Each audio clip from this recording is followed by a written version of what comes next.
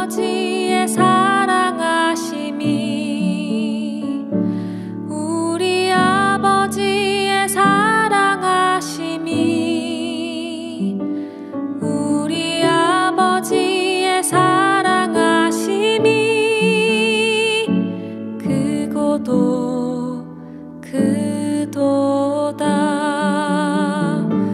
우리 아버지의 신실하심이 우리 아버지의 신실하심이 우리 아버지의 신실하심이 크고도 크도다. 우리 아버지의 인도하심이 우리 아버지의 인도하심이 우리 아버지의 인도하심이 크고도 크도다.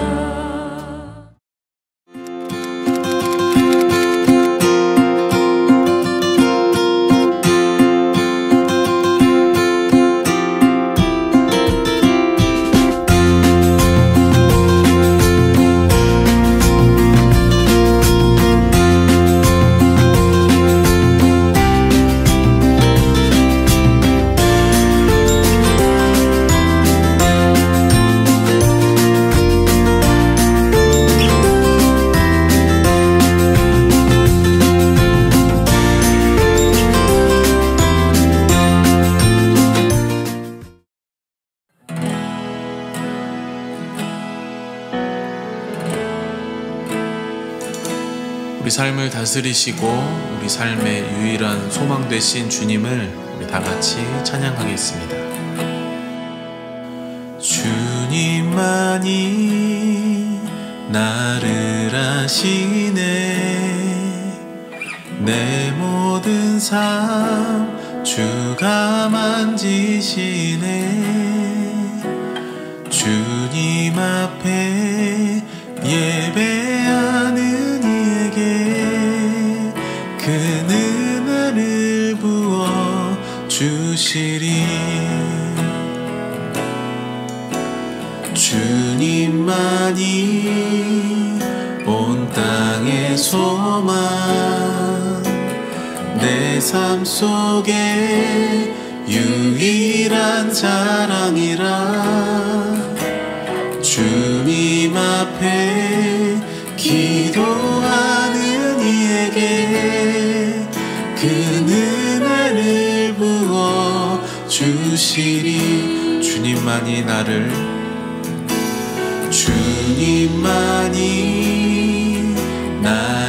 아시네.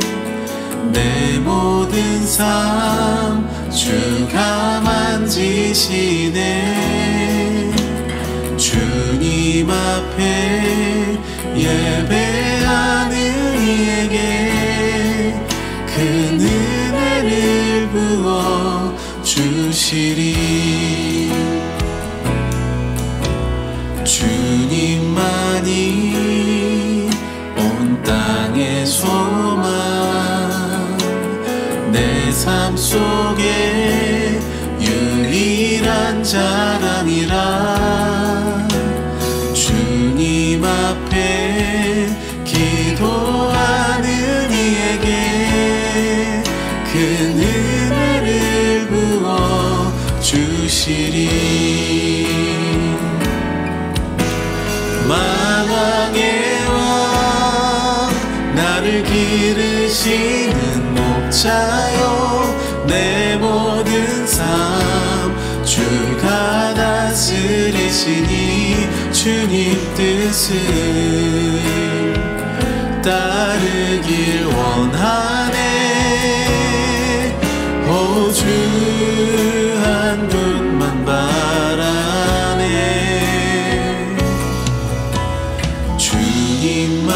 주님만이 나를 아시네.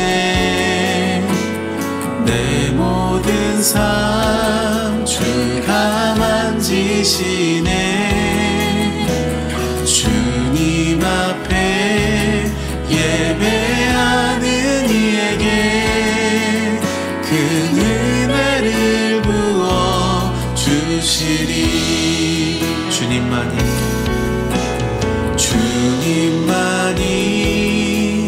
온 땅의 소망, 내 삶 속에 유일한 자랑이라. 주님 앞에 기도하는 이에게 그 은혜를 부어 주시리.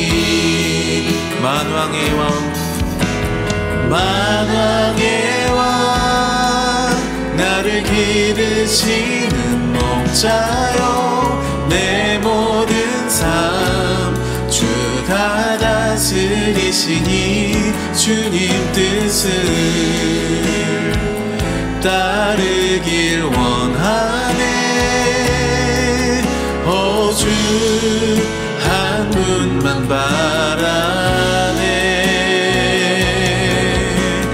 만왕의 왕, 나를 기르시는 목자여, 내 모든 삶 주가 다스리시니 주님 뜻을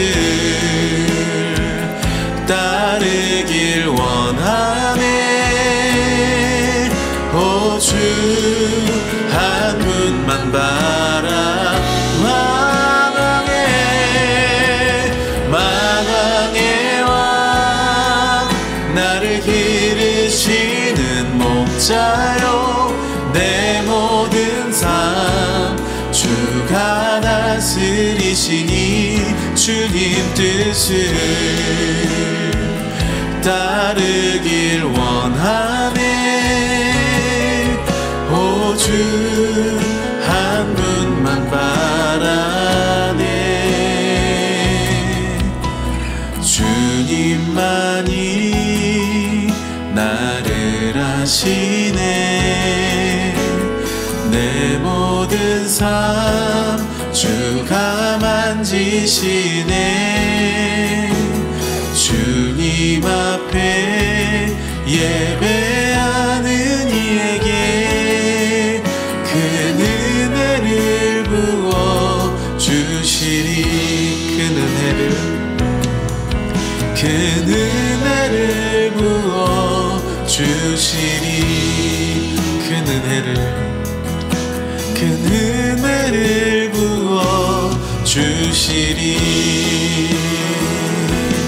매일 마주한 슬픔을 견뎌나가며 주 예수의 마음을 닮아가네. 두려운 걸음마다 주가 동행하니 주 의지하며 오늘을 건네. 주의 신실한 소망을 깊이 담으며 주 예수의 풍요를 채워가네.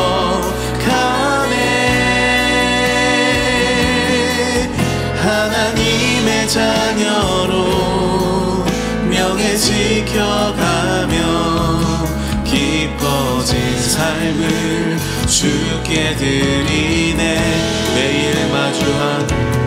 매일 마주한 슬픔을 견뎌나가며 주 예수의 마음을 닮아가네.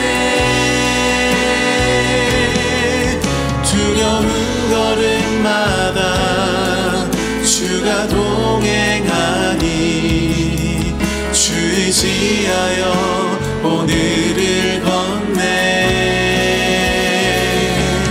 주의 신실한 소망을 깊이 담으며 주 예수의 풍요를 채워가네.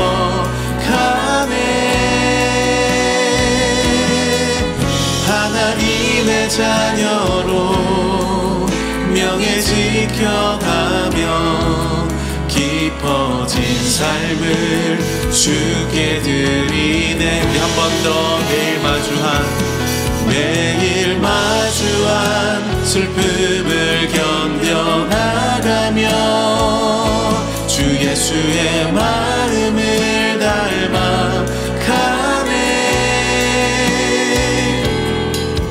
두려운 걸음마다 주가 동행하니 주 의지하여 오늘을 걷네. 주의 신실한 소망을 깊이 담으며 주 예수의 풍요를 채워가네.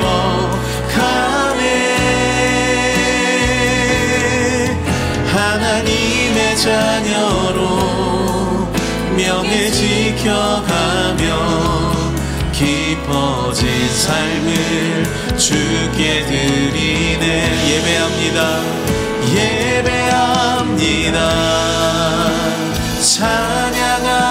찬양합니다. 주님만 날 다스리소서. 예배합니다. 찬양합니다. 주님 홀로 높임 받으소서. 예배합니다.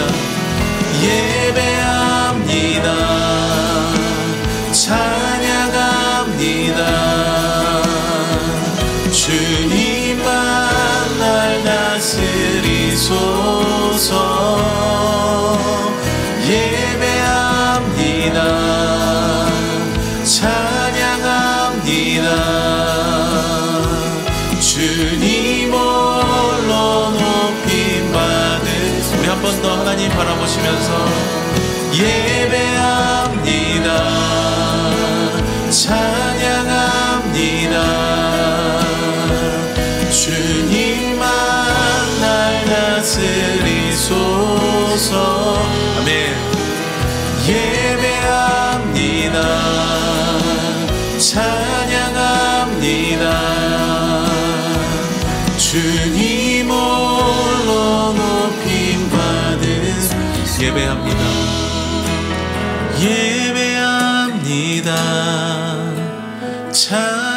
찬양합니다.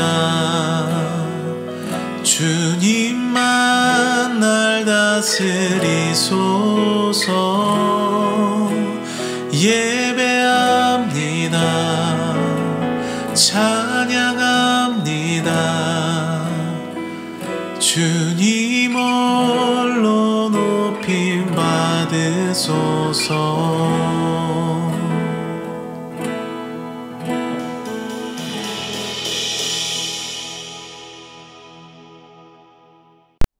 오늘 우리가 살펴볼 하이델베르크 요리문답은 5번 문답입니다. 질문은 이렇습니다. 당신은 이 모든 계명, 이 모든 율법을 완전하게 지킬 수 있습니까? 답은 다음과 같습니다. 아닙니다. 전혀 그럴 수 없습니다. 저는 본성적으로 하나님과 이웃을 미워하는 성향을 가지고 있기 때문입니다. 성경이 이것을 증거하고 있습니다. 로마서 3장 10절에서 12절. 의인은 없나니 하나도 없으며 깨닫는 자도 없고 하나님을 찾는 자도 없고 다 치우쳐 함께 무익하게 되고 선을 행하는 자는 없나니 하나도 없도다. 3장 20절에 율법의 행위로 그의 앞에 의롭다 하심을 얻을 육체가 없나니 율법으로는 죄를 깨달음이니라. 23절 모든 사람이 죄를 범하였음에 하나님의 영광에 이르지 못하더니.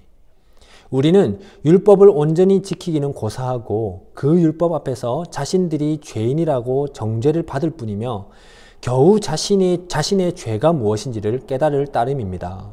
창세기 6장 5절에 보면 사람의 죄악이 세상에 가득함과 그의 마음으로 생각하는 모든 계획이 항상 악할 뿐이라고 말씀하고 있습니다. 즉, 우리 모두는 본성적으로 하나님과 이웃을 미워하는 성향을 가지고 있기 때문입니다.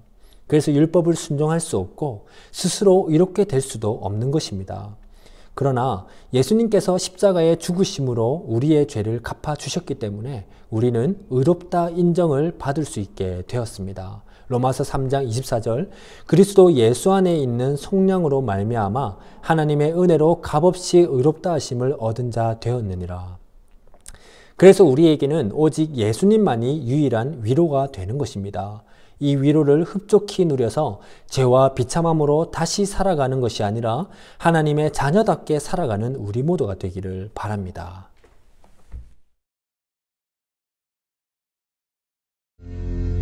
이스라엘 자손이 또 여호와의 목전에 악을 행하니라. 이스라엘 자손이 여호와의 목전에 악을 행함으로 여호와께서 모압 왕 에글론을 강성하게 하사 그들을 대적하게 하시매 에글론이 암몬과 아말렉 자손들을 모아가지고 와서 이스라엘을 쳐서 종려나무 성읍을 점령한지라. 이에 이스라엘 자손이 모압 왕 에글론을 18해 동안 섬기니라. 이스라엘 자손이 여호와께 부르짖음에 여호와께서 그들을 위하여 한 구원자를 세우셨으니 그는 곧 베냐민 사람 게라의 아들 왼손잡이 에훗이라. 이스라엘 자손이 그를 통하여 모압 왕 에글론에게 공물을 바칠 때에 에훗이 길이가 한 규빗 되는 좌우에 날선 칼을 만들어 그의 오른쪽 허벅지 옷 속에 차고 공물을 모압 왕 에글론에게 바쳤는데 에글론은 매우 비둔한 자였더라. 에훗이 공물 바치기를 마친 후에 공물을 메고 온 자들을 보내고 자기는 길갈 근처 돌 뜨는 곳에서부터 돌아와서 이르되 왕이여, 내가 은밀한 일을 왕에게 아뢰려 하나이다. 조용히 하라. 하매 모셔 선자들이 다 물러간지라. 에훗이 그에게로 들어가니 왕은 서늘한 다락방에 홀로 앉아있는 중이라. 에훗이 이르되 내가 하나님의 명령을 받들어 왕에게 아뢰 일이 있나이다. 왕이 그의 좌석에서 일어나니 에훗이 왼손을 뻗쳐 그의 오른쪽 허벅지 위에서 칼을 빼어 왕의 몸을 찌르되 칼자루도 나를 따라 들어가서 그 끝이 등 뒤까지 나갔고 그가 칼을 그의 몸에서 빼내지 아니하였으므로 기름이 칼날에 엉겼더라. 에훗이 현관에 나와서 다락문들을 뒤에서 닫아 잠그니라. 에훗이 나간 후에 왕의 신하들이 들어와서 다락문들이 잠겼음을 보고 이르되 왕이 분명히 서늘한 방에서 그의 발을 가리우신다 하고 그들이 오래 기다려도 왕이 다락문들을 열지 아니하는지라 열쇠를 가지고 열어본즉 그들의 군주가 이미 땅에 엎드려져 죽었더라. 그들이 기다리는 동안에 에훗이 피하여 돌 뜨는 곳을 지나 스이라로 도망하니라. 그가 이르러 에브라임 산지에서 나팔을 불매 이스라엘 자손이 산지에서 그를 따라 내려오니 에훗이 앞서가며 그들에게 이르되 나를 따르라! 여호와께서 너희의 원수들인 모압을 너희의 손에 넘겨주셨느니라.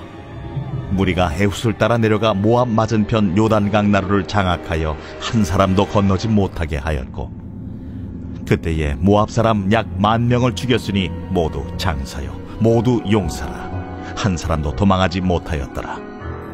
그날에 모압이 이스라엘 수하에 굴복하매 그 땅이 80년 동안 평온하였더라.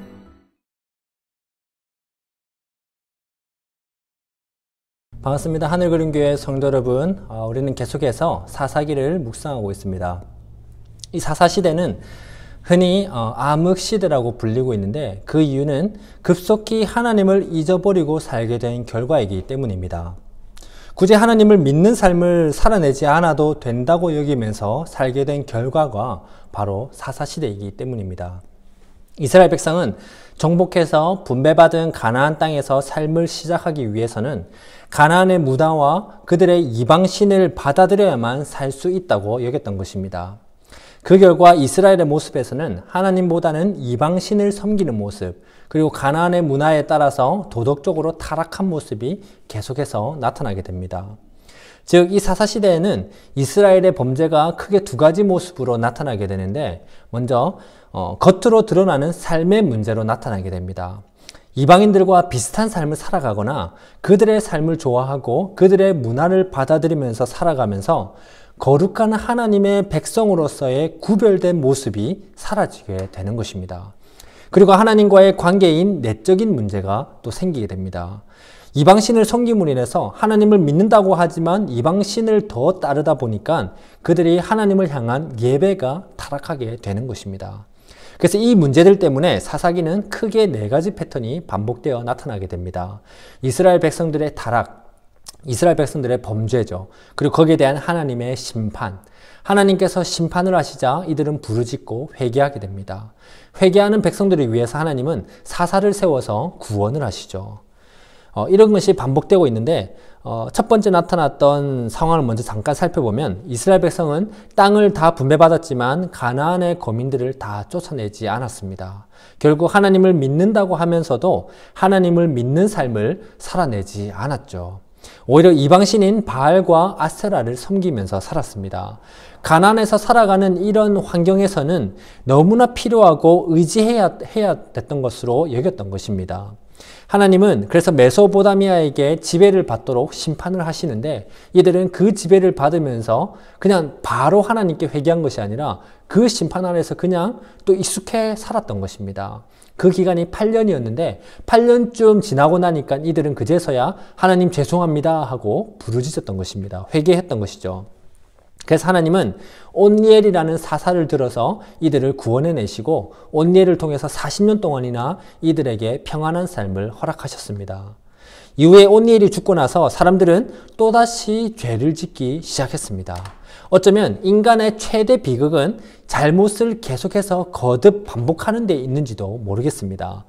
죄의 본성이 결국 최대 비극이라는 것인데 이 죄의 본성은 끊임없이 우리로 하여금 다양하면서도 자연스러운 모습으로 죄를 거듭 반복해서 짓게 하는 것입니다. 이것이 우리에게 가장 비극이라는 것입니다. 이것을 지적하려는 듯 오늘 본문 12절에 보면 이스라엘이 하나님 앞에서 악을 행한 것을 2번이나 반복해서 말하고 있습니다.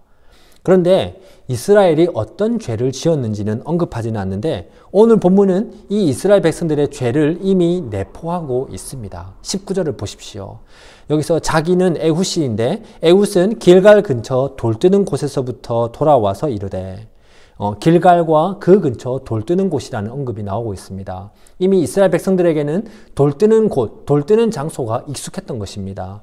여기서 돌 뜨는 곳은 이제 두 단어가 합쳐진 것인데 장소 그리고 돌 뜨는 것, 뜬 돌을 새긴 것, 이 두 개가 합쳐진 표현인 것입니다. 그래서 이것을 번역하면 우상을 조각하는 장소, 원어 그대로 하면 그렇다는 것입니다. 우상을 조각하는 장소, 우상을 새기는 장소. 그래서 우상숭배 지역을 완곡하게 표현하는 것입니다. 즉 길갈 근처에 지금 우상들이 세워지고 있고 우상들이 가득하다 하는 것입니다. 이것은 당시 이스라엘의 타락상을 극명하게 보여주는 표현입니다. 이스라엘이 지금 심판받는 원인이 바로 이 우상들을 새기고 우상들을 섬긴다는 것인데 그런데 하필이면 그 장소가 어디라는 것입니까? 길갈이라는 것입니다. 길갈. 성도 여러분, 길갈이 어떤 장소입니까? 아마 익숙하시고 또 잘 아는 분도 있을 것 같습니다. 이스라엘 백성이 하나님의 말씀대로 순종하자 눈앞에 펼쳐져 있던 요단강을 그분의 은혜로 건너게 되었습니다. 그 은혜로 요단강을 건너고 나서 길갈이라는 지역에 하나님의 말씀대로 12돌을 세우게 됩니다. 12돌을 쌓았죠. 그 하나님께서 12돌을 길갈에 쌓으라는 이유는 2가지가 있었습니다. 첫 번째는 요단강을 하나님의 말씀에 따라서 순종을 했고 그 순종에 따라서 하나님의 은혜가 임해서 이 강을 아무런 어려움 없이 건넜다는 것을 기념하고 기억하고 새기는 것에 의미가 있는 것입니다. 그리고 또 다른 의미는 후손들에게 신앙을 계속해서 실물 교육으로 가르치기 위한 것이었습니다. 후손들이 길갈에 세워진 12돌을 볼 때마다 또 부모들에게 물을 때 이게 뭐냐, 어떤 의미가 있냐라고 물을 때마다 하나님의 말씀에 순종했더니 강물의 그 어떤 방해도 없이 우리가 이 요단강을 건넜다. 말씀에 순종했더니 은혜가 우리의 삶에 새겨졌다. 그래서 이곳에 우리가 살 수 있게 되었다 하는 것을 알게 하고 또 기억하게 하고 끊임없이 실물 교육을 하기 위한 것이었습니다. 여호수아 4장 20절에서 24절에 보면 여호수아가 요단에서 가져온 그 12돌을 길갈에 세우고 자손들이 이 돌들은 무슨 뜻이니까 하거든 너희의 하나님 여호와께서 요단물을 너희 앞에서 마르게 하사 너희를 건너게 하신 것. 이것은 땅의 모든 백성에게 여호와의 손이 강하신 것을 알게 하며 너희가 너희의 하나님 여호와를 항상 경외하게 하려 하심이라. 즉 길갈은 이스라엘에게 신앙적으로 아주 중요한 장소였던 것입니다. 하나님의 은혜가 고스란히 새겨진 장소면서 자녀들에게 신앙 교육을 하는 장소가 바로 길갈이었던 것입니다. 그런데 말씀에 순종했더니 하나님의 은혜가 임했다는 그런 의미가 담겨져 있는 장소에 자녀들에게 하나님을 믿는 신앙을 실물 교육으로 잘 보여주어야 하는, 잘 가르치고 그들이 끊임없이 하나님을 믿는 신앙을 살아내도록 해야 하는 그 장소에 지금 무엇이 있다고 합니까? 우상들이 새겨지고 있다고 합니다. 하나님의 말씀에 대한 순종과 또 그 순종에 따른 은혜가 계속해서 세워져 있어야 할, 또 그 은혜가 계속해서 가르쳐져야 할 장소에 하나님이 아닌 우상이 새겨졌다는 것입니다. 아마도 요단강을 건넜던 1세대들이 제대로 믿음의 삶을 못 살았던 것일 수도 있고, 또는 제대로 가르치지 못했을 수도 있습니다. 또는 1세대들은 전적으로 하나님을 의지하면서 정말 신앙의 삶을, 믿음의 삶을 잘 살아냈을 수도 있고, 그렇지만 2세대들이 궁금해하지 않았을 수도 있습니다. 그렇기 때문에 부모들은 자녀들이 궁금해하지 않으니까, 관심 있어 하는 앞으로의 삶에 대해서 관심 있어 하니까 거기만 가르치면서 신앙은 손 놓고 있었을지도 모릅니다. 성도 여러분, 이런 길갈은 이스라엘 백성들에게 아주 신앙적으로 중요한 장소라고 하는 이 길갈은 오늘 우리로 치면 교회와 같습니다. 교회라고 볼 수 있습니다. 예수 그리스도로 인해서 구원의 은혜가 새겨진 곳, 그리고 예수 그리스도의 그분의 몸으로 직접 세워진 곳, 교회. 더 나아가 성령님께서 거하시는 우리 한 명 한 명이 길갈이라는 것입니다. 예수님으로 인해서 구원의 은혜가 성령님을 통해서 우리에게 새겨졌고, 동시에 그 구원의 은혜는 거기서 끝이 아니라 믿음으로 살아내려고 하는 하루하루의 우리의 모든 그리스도인의 삶에 깊숙이 디테일하게 그 은혜는 녹아져 있고 스며들어가 있고 새겨져 있다 하는 것입니다. 우리의 삶의 은혜에 하나님의 은혜가 없는 것이 있습니까? 우리가 고민하고 묵상하고 돌이켜보면 모든 것이 하나님의 은혜라는 고백을 할 수밖에 없을 것입니다. 즉 우리의 삶 자체가 내가 길갈이라는 것이죠. 그러니 길갈이라는 나 자신의 삶이 어떠해야겠습니까? 말씀에 순종하는 삶이 되어야 하고, 그 은혜의 흔적을 깊이 새겨서 날마다 그 흔적을 드러내면서 자녀들에게 실물 교육으로 가르치는 삶이 되어야겠죠. 여러분은 그런 삶을 살고 있습니까? 여러분의 모습이 길갈의 참 의미를 나타내는 삶을 살아내고 있습니까? 하나님의 말씀에 귀를 기울이고 그 말씀을 어떻게든 순종해내려고 발버둥 치면서, 그래서 그 순종해냈을 때에 따라온 은혜를 깨닫고 그 은혜를 새기는 삶을 살고 있습니까? 무엇보다도 자녀들에게 그것을, 신앙을 잘 가르치고 있냐는 것입니다. 여러분들은 자녀들에게 어떤 삶의 모습을 보여주고 있습니까? 삶의 급급한 모습을 어떻게 하면 이런 상황에서 살아낼 수 있을까? 지혜롭게 살아낼 수 있을까? 이런 모습만 보여주고 있습니까? 아니면 그 가운데서도 어떻게 하면 신앙을 잃지 않고 하나님을 믿는 신앙으로 잘 살아낼 수 있을까? 하나님을 끝까지 의지하면서 믿음 생활을 할 수 있을까? 이것을 가르치고 있습니까? 자녀가 신앙에 대해 묻지를 않으니까 그냥 손 놓고 계신 것은 아닙니까? 혹시 교회에 내가 열심히 보내고 있으니까 성경학교, 교회, 예배, 또 성경 공부 있으면 그런 곳에 다 열심히 보내고 있으니까 부모로서 말씀 교육을, 신앙 교육을 하고 있다고 생각하는 건 아니겠죠. 물론 교회는 말씀이 울려 퍼져야 되고 말씀 교육이 계속해서 일어나야 하는 곳입니다. 말씀이 계속해서 가르쳐져야 되는 곳이죠. 목사님 인상이 참 좋다. 우리 목사님 인품이 너무 좋다. 그리고 목사님만큼은 아니지만 우리 여전도사님과 또 강도사님도 인상이 좋고 인품이 좋다. 네, 그렇게 되려고 노력하고 있습니다. 그리고 성도들도 참 좋다. 네, 이런 것도 교회로서 참 중요합니다. 그러나 무엇보다도 교회라는 것은 말씀이 잘 가르쳐지고 그 말씀에 대한 교회가 순종하는 모습이 계속해서 넘쳐나는 것. 그래서 그 은혜가 계속해서 교회를 반석 위에 계속해서 세워져 나가고 있는, 그 은혜가 새겨지고 있는 것이 참된 교회의 모습이라는 것입니다. 그래서 우리 사역자들은 날마다 이 말씀 가르치기를 1순위 사역으로 여기면서 열심히 사역하고 있는 것입니다. 여러분들은 당연히 어떻게 해야 되겠습니까? 이 말씀의 자리로 나와서 말씀을 배워야겠죠. 어떻게 하면 더 말씀을 잘 배울 수 있을까? 교회에 와서 말씀이 가르쳐질 때마다 말씀을 열심히 배워야겠죠. 그게 바로 교회인 것입니다. 말씀이 가르쳐지고 말씀이 배워지고 그래서 말씀이 순종되어지는 것, 그게 교회라는 것이죠. 그게 길갈에 참 의미답게 세워지는 교회의 참된 모습인 것입니다. 그런데 여러분, 교회에서 당연히 말씀이 선포되고 말씀이 가르쳐지고 말씀이 배움이 일어나는 것 맞습니다. 그렇지만 참된 신앙교육은 교회뿐만이 아니라 1차적으로는 가정에서 이루어져야 하는 것입니다. 하나님께서 이스라엘 백성들에게 얘기할 때 자녀들에게 너네들이 가르치지 말고 신앙교육은 레위인에게 가서 율법을 배워라. 너네들은 가르치지 마라. 이렇게 말씀하셨습니까? 아닙니다. 후손들이 묻거든 가르쳐라고 했습니다. 그러니까 부모들이 가르쳐야 되는 것이죠. 살아가는 모습으로 하루하루 모든 대화 가운데서 가르쳐야 되는 것이었습니다. 그러면 어떻게 해야 되겠습니까? 부모가 먼저 원래의 길갈의 참된 의미를 깨닫고 그 의미를 삶으로 살아내야 되는 것이죠. 우리의 삶은 거듭해서 그래서 요단강을 건너는 삶을 살아야 하는 것입니다. 그래서 말씀 앞에서 요단강을 어떻게 내가 건널까? 어떻게 하면 지혜롭게 건널까? 어떻게 하면 저 물살 가운데서도 우리가 참 잘 헤쳐나갈 수 있을까? 그런 고민할 때에 말씀에 귀를 기울이고 말씀이 어떻게 순종하기를, 내가 믿음으로 어떻게 나아가기를 원하는지 요구하는지 그것을 깨닫고 말씀에 순종했더니 돌이켜보니까 하나님의 인도하심과 하나님의 은혜가 내 삶을 이렇게 이끌었구나 하는 것을 우리가 믿음으로 깨닫고 그 흔적에 감사하고 깊이 새기는 삶을 먼저 살아내야 하는 것입니다. 그것이 바로 부모로서 길갈의 참된 의미를 살아내는 것입니다. 이스라엘은 이 장소에 하나님의 은혜가 새겨져 있고 은혜가 계속해서 가르쳐져야 되는 그 신앙적인 장소에 우상을 세웠습니다. 신앙을 가르치지도 않고 신앙생활을 하지도 않았기 때문에 그 장소에 우상이 세워졌던 것이죠.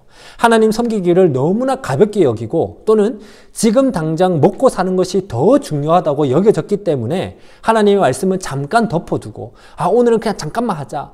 그냥 내일 하자. 그냥 가볍게 여기자. 이렇게 그냥 자연스럽게 내 마음속에 나도 모르게 일어나게 됐던 것입니다. 그러다 보니까 자연스럽게 하나님의 말씀과 멀어지고 하나님의 말씀에 대한 순종도 당연히 없어지게 되겠죠. 내 삶에. 그리고 어떻게 되겠습니까? 하나님을 향한 신앙과 그에 따른 그 순종에 따른 은혜가 당연히 계속해서 넘쳐야 할 내 삶에, 길갈이라는 내 삶에 그 은혜가 사라지고 우상이 계속 세워지는 것입니다. 나라는 우상, 내 욕심이라는, 또 돈이라는, 명예라는, 또 경제라는 여러 가지 우상들이 계속해서 길갈이라는, 나라는 길갈에 세워지고 있는 것입니다. 그리고 우상이 세워졌는데도 그 우상이 있는 줄도 모르고 우리는 여전히 그리스도인이다 라고 착각하면서 하나님과 우상을 겸하여 섬기는 범죄를 계속해서 범하고 있는 것이 오늘 우리의 모습이 아닌가 생각이 됩니다.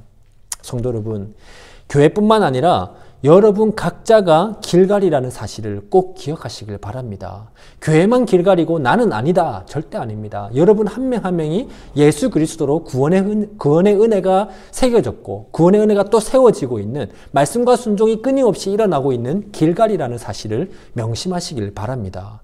먼저 길갈의 참 의미답게 하나님의 말씀에 귀를 기울이고 그 말씀에 순종을 먼저 하시고 그 은혜로 살아내서 끊임없이 내 안에 새겨지고 있는 우상들을, 죄의 흔적들을 깨끗하게 지우시기를 바랍니다.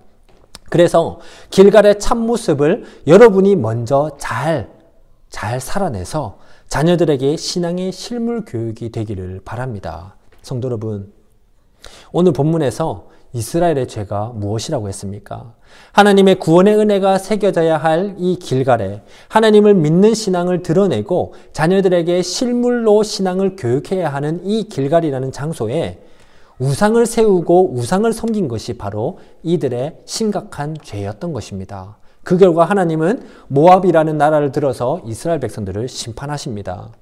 이들이 하나님께 심판을 받을 때에, 이전에는 온니엘 때는 8년이나 지배받다가 그제서야 하나님께 회개하고 용서해달라고 부르짖었다면 오늘 본문에 뭐라고 합니까? 18년 동안이나 지배를 받았습니다. 18년 동안 지배를 받으면서도 이들은 심판받고 있는 줄도 모르고 그냥 익숙하게 살았던 것입니다. 그제서야 이들은 이제 하나님께 부르짖고 회개를 했습니다. 그러나 하나님은 다행스럽게도 회개하는 이 백성들을 왜 이제서야 했냐 하는 것이 아니라 그때라도 회개했기 때문에 받아주십니다. 사랑으로 그들을 받아주시죠. 그래서 베냐민 지파에서 왼손잡이 에훗이라는 사람을 사사로 세워서 그들을 구원하십니다. 근데 우리가 여기서 가볍게 지나칠 수 있는 내용이지만 여기에는 두 가지 아주 중요한 의미가 내포되어 있습니다. 첫 번째는 베냐민 지파에서 사사가 나왔다는 점입니다. 베냐민 지파. 두 번째는 이 새롭게 생긴 세워진 사사가 왼손잡이고 또 에훗이라는 점입니다. 먼저 베냐민 지파에서 사사가 나왔다는 점이 우리에게 시사하는 바가 무엇일까요? 당시 이스라엘 지파들 가운데 베냐민 지파다라고 하면 이 당시에 그들에게 주는 이미지가 있었습니다. 이것을 알기 위해서는 사사기 19장에서 21장의 내용을 잠깐 살펴볼 필요가 있습니다. 19장에서 21장이라고 하니까 나중에 일어난 이후에 일어난 일이 아니라 사사기는 1장에서 3장의 내용과 17장에서 21장의 내용이 사사시대 초기에 일어났던 내용이었습니다. 그러나 사사기 책이라는 구조를 위해서 이제 1장에서의 3장의 내용은 앞에 둬서 서론에 넣은 것이고, 그리고 사사들이 나오는 내용들이 본론, 그리고 마지막 17장에서 21장의 내용을 뒷부분에 넣어서 부록으로 넣은 것입니다. 다르게 보면 전체적으로 일어났던 스토리를, 이야기를, 내용을 요약해 주는 것. 초기에 일어났지만 이미 이것이 사사시기라는 책의 내용을 요약해 준다고 볼 수 있습니다. 그리고 17장에서 21장 가운데에 19장에서부터 보면 한 레위인이 나옵니다. 이 레위인은 근데 기가 막히게도 첩을 맞이하게 됩니다. 제사장을 도와서 하나님께 제사를 드리고 예배를 인도해야 되고, 또 하나님의 율법을 백성들에게 가르치면서 날마다 성막 중심으로 봉사하고 삶을 살아야 하는 이 레위인이 지금 첩을 뒀다고 합니다. 그것부터가 이미 도덕적으로 타락했고 신앙적으로 타락했다는 것을 상징적으로 보여주고 있죠. 그런데 이 첩도 성적으로 아주 문란했다고 합니다. 남편이 이제 레위인이라는 남편이 있는데도 그리고 나서 다른 남자와 이제 음행을 저질렀습니다. 음행을 저지르고 나서 자신의 아버지가 있는 집으로 가서 4개월을 지냈습니다. 지도를 보시면 이 레위인의 집은 에브라임이라는 지파, 이 지역에 있었고, 첩의 아버지의 집은 저기 밑에 유다 베들레헴, 유다 지역에 있었습니다. 그래서 이 레위인은 비록 첩이지만 이제 자신의 아내를 찾으러 유다 베들레헴으로 내려가서 데리고 왔습니다. 그리고 돌아오는 중에 이제 베냐민 지파 지역을 지나다가 이 베냐민 지파 지역에 있는 한 성읍에서 하루를 보내게 됩니다. 그런데 그 지역에서 이제 있는 불량배들, 베냐민 지파에 있는 베냐민 사람들 불량배들이 그날 밤에 쳐들어오게 됩니다. 어떻게 해서 알게 됐는지 모르겠지만 그 숙소에 찾아와서 레위인의 첩을 끌고 가서 밤새도록 성관계를 맺으면서 밤새도록 음행을 저질러 버립니다. 그리고 나서 새벽에 돼서야 그 첩을 풀어주죠. 그래서 그 첩은 간신히 그 숙소 문 앞에까지 기어와서 쓰러졌습니다. 그리고 다음날 됐을 때에 이 첩은 죽어 있었습니다. 레위인이 이것을 이스라엘 모든 11지파에게 다 소식을 전했습니다. 퍼뜨렸던 것이죠. 이 사건을 공개했던 것입니다. 그래서 다른 모든 11지파들이 모여서 하나님 앞에서 회의를 한 결과 이것은 우리 형제의 죄지만 우리가 정죄하고 죄에 대해서 대가를 치르게 해야 된다라는 결론이 나왔습니다. 그래서 베냐민 지파에게 찾아가서 그 불량배들을 내놓으라고 합니다. 우리가 죄에 대해서 징계하겠다고. 그런데 베냐민 지파가 어떻게 했을까요? 오히려 그 불량배들을 감싸면서 내 사람 건들지 말라고, 왜 내 사람 데리고 나가려고 하냐고, 그냥 냅두라고, 용서해 주자고, 이런 식으로 감쌌던 것입니다. 그래서 나머지 11지파와 어떻게 했을까요? 전쟁을 하게 된 것입니다. 결국 계속 이렇게 말을 주고받다가 싸움에 전쟁까지 나게 된 것이죠. 근데 이때 베냐민 지파에는 정예부대, 특수부대가 있었습니다. 물매로 돌을 던지는 자들인데 다윗이 골리앗을 무찔러 때 했던 것처럼 그런 물매를 던지는 자들이었습니다. 이들이 한 700명 정도가 있었는데, 그리고 그들의 명중률은 100%였다고 합니다. 한 번 던졌다 하면 한 사람을 무조건 맞춘다는 거죠. 이 700명을 필두로 베냐민 지파에는 한 3만 명 정도의 군인들이 이제 모집되었고, 그리고 나머지 11지파에는 몇 명의 군인들이 모였을까요? 40만 명의 군사들이 모이게 되었습니다. 즉 40만 명 대 3만 명이 싸우게 된 거죠. 어떻게 됐을까요? 결과가 아무리 700명이라는 정예 부대가 한 번 던질 때마다 뭐 700명씩, 그래서 뭐 10번 던지면 순식간에 뭐 7,000명 죽인다고 하더라도 다른 지파도 정예 부대가 다 있었겠죠. 결국에는 베냐민 지파가 거의 전멸할 정도로 쓰러지게 됩니다. 거의 전멸 직전까지 가서 그제서야 이제 이들은 살아나게 됩니다. 그래서 이 사건 이후에 이제 베냐민 지파는 가장, 그 모든 지파들 가운데 가장 약한 지파, 가장 도덕적으로 타락하고 신앙적으로 심각한 지파라는 그런 이제 이미지를 가지게 되었죠. 이 이미지를 가진 상황에서 오늘 본문의 상황으로 오게 됩니다. 하나님께서 이스라엘 백성을 구원하기 위해서 베냐민 지파에서 한 사람을 사사로 세우셨습니다. 그러니 이스라엘 백성들의 마음에는, 생각에는 어땠을까요? 당시 강력한 지파인 유다 지파도 있었고 에브라임 지파도 있었는데 왜 가장 약하고 가장 도덕적으로 타락하고 가장 신앙적으로 심각한 왜 저 베냐민 지파에서 사사가 세워졌냐? 그리고 우리 형제들과 형제 지파들과 관계도 깨트리면서 전쟁까지 일으켰던 그런 지파에서 어떻게 사사가 세워질 수 있냐? 이런 생각이 든 것입니다.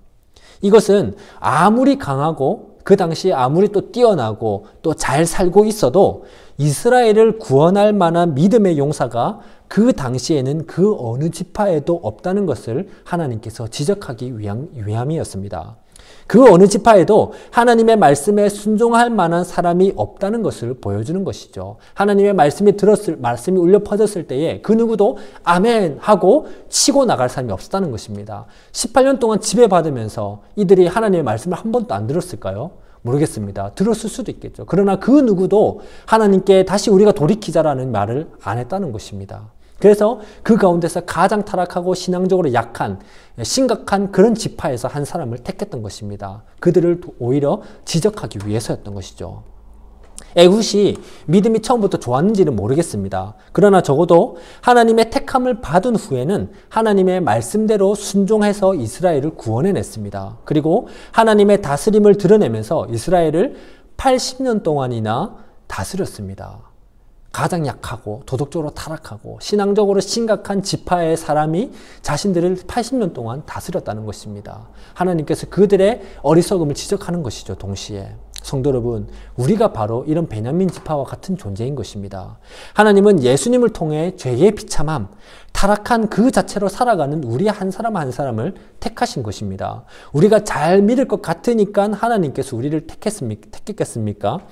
우리가 얼마나 죄에 스며들어 있는지, 그리고 아주 조금도 말씀에 순종하지 않으려는 그런 불순한 동기를 날마다 마음에 품고 살아가고 있다는 사실을 하나님은 다 알고 계십니다. 그런 베냐민 지파 같은 우리를 하나님은 오늘도 우리를 택하시고 우리에게 예수 그리스도를 통해서 구원의 은혜를 허락하셨다는 것입니다.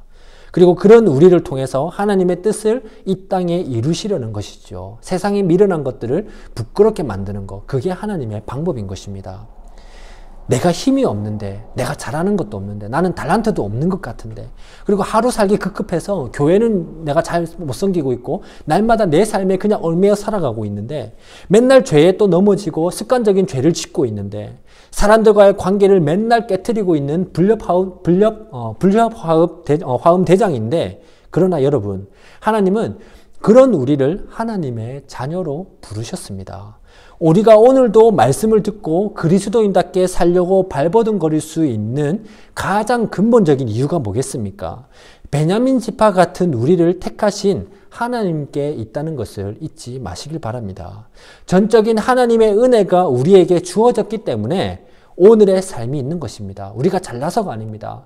전적인 하나님의 은혜가 있기 때문에 베냐민 지파 같은 우리가 하나님의 선택을 받고 오늘도 그리스도인답게 살려고 말씀 앞에 설 수 있다는 것입니다. 그러니 하나님의 말씀에 제발 귀를 기울여서, 내가 더 잘할 수 있을 것 같은데, 나는 원래 잘할 수 있을 것 같은데, 나는 이것을 더 원하는데, 또 다른 것을 하고 싶은데, 이런 것을 다 내려놓고 온전히 하나님의 말씀에 제발 귀를 기울여서 여러분의 삶에서 겸손하게 믿음으로 잘 순종하시기를 바랍니다. 두 번째로 왼손잡이 에훗이라는 자가 사사가 되었다는 점이 우리에게 시사하는 바가 무엇일까요?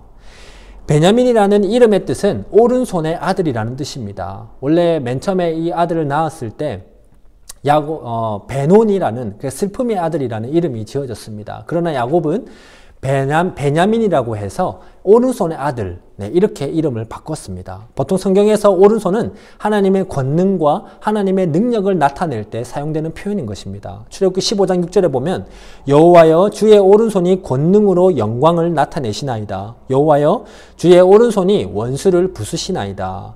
오른손과 뗄 수 없는 지파, 오른손과 뗄 수 없는 이름이 베냐민이라는 이름입니다. 그래서 그 이름 의미로 보면 하나님의 영광의 아들, 하나님의 영광의 오른손과 뗄 수 없는 관계, 능력의 아들이라는 그런 의미가 있다는 것이죠.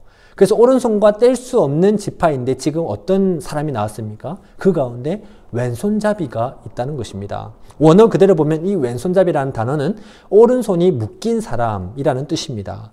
오른손을 쓰지 못하는 장애가 있는 사람인 것인지 아니면 오른손이 조금 약하고 그래서 오히려 왼손이 특출나게 뛰어나서 오른손보다는 날마다 왼손을 많이 사용하는 사람인지는 모르겠습니다. 그러나 적어도 오른손의 아들이라는 그 의미를 가진 그래서 오른손과 뗄 수가 없는 사람인데 오른손을 제대로 쓰지 못하는 사람이 있다는 것입니다. 그런데 베냐민 지파의 이 에훗이라는 사람만 왼손잡이가 아니었습니다.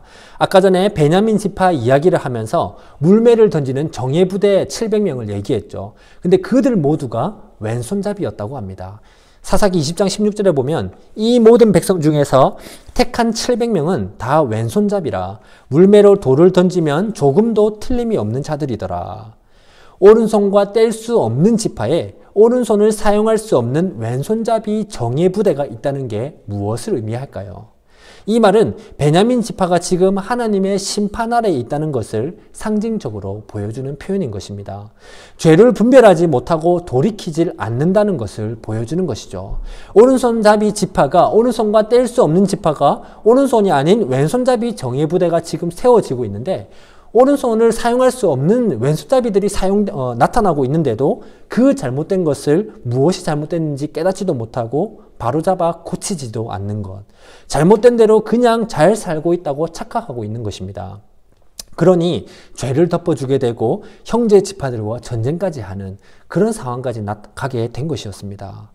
다른 이스라엘 사람들은 아마 이렇게 생각했을 것입니다. 도덕적으로 타락한 지파인데 그것도 신앙적으로 우리보다 더 타락해서 하나님의 심판을 받아서 오른손과 뗄 수 없는 사람이 오른손을 지금 사용하지 못하는 그런 사람이 그런 왼손잡이가 지금 어떻게 사사로서 자기가 사역을 할 수 있겠다는 것인가?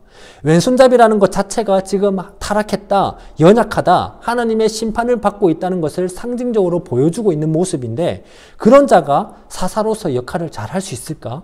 이런 생각이 들었겠죠. 그런데 하나님은 그런 에훗을 하나님의 오른손으로 하나님의 능력으로 사용하셨습니다.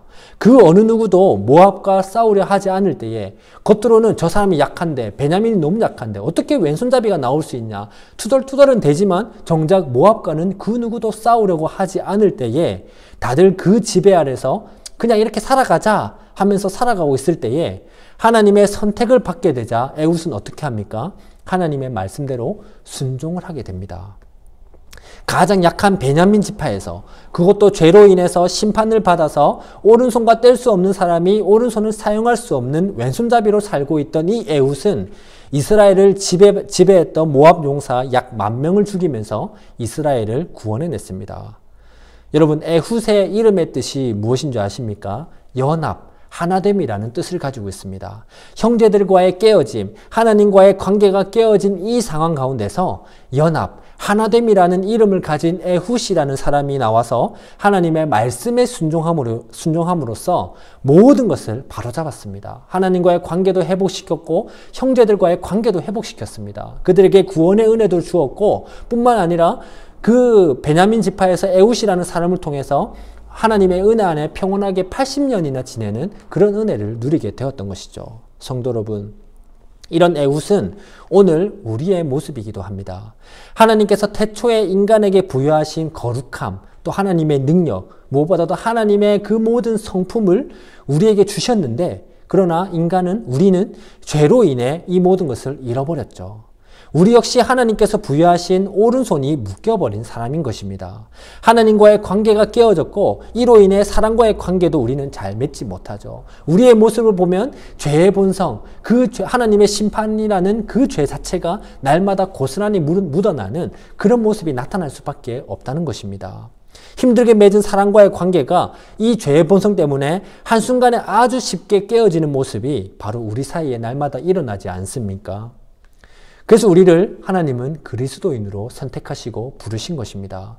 예수님과 연합한 자로 우리를 부르시고 더 나아가 그분의 사랑과 구원의 능력으로 우리 서로가 연합할 수 있도록, 우리 스스로는 죄의 본성 때문에 연합할 수 없고 날마다 깨트리게 되지만 하나님의 사랑이 우리 안에 들어오게 되고 하나님의 사랑을 알게 돼서 그 은혜가 우리 속에 사람 사이에 임하게 되면 오히려 하나님의 사랑이 연합시킨다는 것. 우리가 부르심을 깨닫고 말씀에 순종하는 순간 하나님은 그런 우리를 오른손으로 사용하시는 것입니다. 하나님과의 관계가 우리 안에서 먼저 회복되어지고 그리고 성도와의 참된 연합이 일어나게 되고 우리가 아무리 그 사람에게 연락하고 찾아가더라도 인간적인 방법에서는 결국에는 예상치 못한 말 한마디로도 쉽게 깨어져 버리죠. 그러나 하나님의 그 은혜 안에서는, 하나님의 능력 안에서는 성도 안에서 참된 연합이 일어난다는 것입니다. 더 나아가 죄를 깨닫고 멀리하면서 구원의 삶을 열심히 살아내는 것, 이것이 오늘 우리에게 나타나야 할 참된 모습인 것입니다. 성도 여러분, 이제 말씀을 맺도록 하겠습니다. 예수님을 믿어서 구원의 은혜를 받아 살아가는 여러분이라는 길갈, 말씀과 순종, 그리고 그분의 은혜가 끊임없이 새겨져야 하는 여러분의 길갈에는 지금 어떤 우상이 새겨지고 있습니까? 날마다 말씀 앞에서 그 우상을 발견하시고 철저히 그 우상을 깨뜨리시기를 바랍니다. 구원의 은혜를 날마다 깨닫고 감사해서 말씀에 순종하여 그분의 은혜를 날마다 새기는 삶을 살기를 바랍니다. 우리의 삶을 돌이켜보면 모든 것이 하나님의 은혜라는 것을 깨닫고 그 은혜가 계속해서 고스란히 새겨지는 그런 삶을 살기를 바랍니다. 그래서 여러분의 자녀에게 이 세상에서 뉴질랜드라는 땅에서 어떻게 하면 잘 살아낼 수 있는가, 여기에만 가르치지 마시고 참 길갈의 모습을 먼저 살아내서 이 길갈의 모습을 잘 보여주는, 하나님을 믿으면서 살아낼 수 있는 그 모습이 어떤 것인지, 피 터지게 신앙의 모습을 살아내는 것이 어떤 것인지 그 삶을 먼저 잘 살아내서 그것을 실물 교육으로 신앙 교육을 잘 할 수 있는 여러분이 되기를 바랍니다. 또한 우리는 가장 타락한 자들이고 가장 연약한 자들이고 돌아서면 또 죄의 비참 때문에 어쩔 수 없이 또 연약함을 드러낼 수밖에 없는 이 죄의 비참함에서 절대로 스스로 벗어날 수 없는 자들이라는 것을 기억하시길 바랍니다. 그렇게 기억했을 때에만 전적인 하나님의 은혜가 나에게 임했구나 라는 고백이 나올 수밖에 없는 것입니다. 전적인 하나님의 선택과 하나님의 은혜로 인해서 오늘도 그리스도인으로서 나의 삶이 주어졌다는 이 사실을 잊지 마시길 바랍니다. 그러한 나를 부르시고 오늘도 말씀을 듣게 하시는 그분의 뜻을 잘 깨달아서 성령님의 도우심으로 여러분에게 주어진 오늘 그리스도인의 삶을 잘 살아내서 그 삶 가운데서도 여러분은 겸손하게 잘 순종하시기를, 하나님 말씀 앞에서 잘 살아낼 수 있는 우리 모두가 되기를 바랍니다. 함께 기도하겠습니다. 하나님 아버지, 감사합니다. 많고 많은 죄인들 가운데 우리에게 하나님의 사랑과 예수 그리스도를 통한 구원의 은혜를 깨닫게 해주셔서 너무나 감사합니다. 이 은혜가 날마다 새겨져 있고 말씀과 순종이 넘쳐나면서 신앙의 실물 교육이 되는 그런 길갈에 참 의미답게 살아내야 하지만 우리는 그런 삶을 잘 살아내지 못하고 있습니다. 하나님 믿는다고 하면서도 도덕적으로 문란할 뿐만 아니라 신앙적으로도 참으로 타락한 삶을 날마다 밥 먹듯이 살아내고 있습니다. 이런 우리가 오늘도 말씀을 들을 수 있는 것 자체가 전적으로 하나님의 은혜가 우리에게 주어졌기 때문이라는 사실을 잘 깨닫게 해주시고 각자 살아가는 삶에서 겸손하게 말씀에 잘 순종할 수 있도록 믿음을 허락하여 주시옵소서. 감사합니다. 예수님 이름으로 기도합니다. 아멘.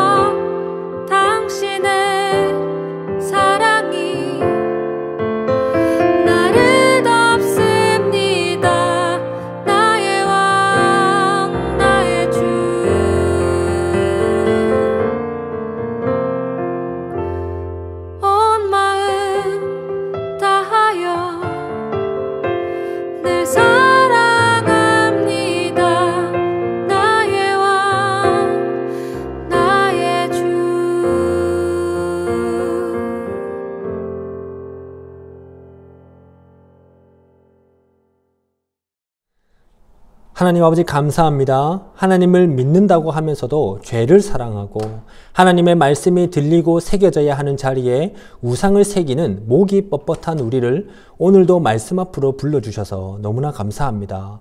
전적인 하나님의 은혜에 감사하면서 저희에게 주신 것을 다시 하나님께 돌려드립니다. 물질과 시간, 헌신과 순종, 나 자신의 전부를 하나님께 드린다는 마음으로 이 시간 하나님께 드립니다. 비록 작지만 계속해서 하나님께 기쁘고 감사하게 드릴 수 있는 믿음을 날마다 허락하여 주시옵소서. 기쁘게 받아주시고 또한 하나님의 뜻대로 사랑과 위로가 흘러가기를 원합니다. 감사합니다. 예수님 이름으로 기도합니다. 아멘.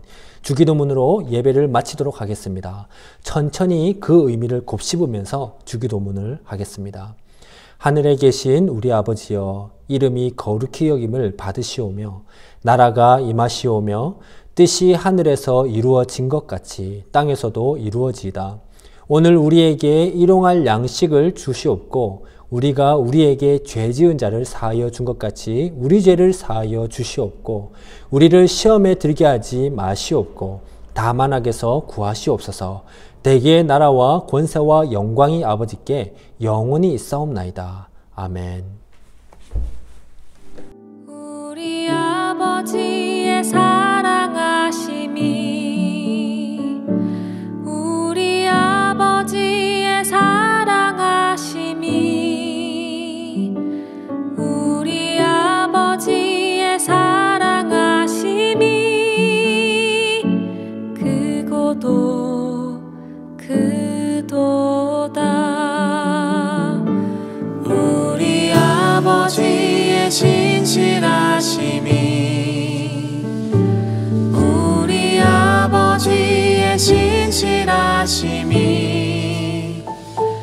우리 아버지의 신실하심이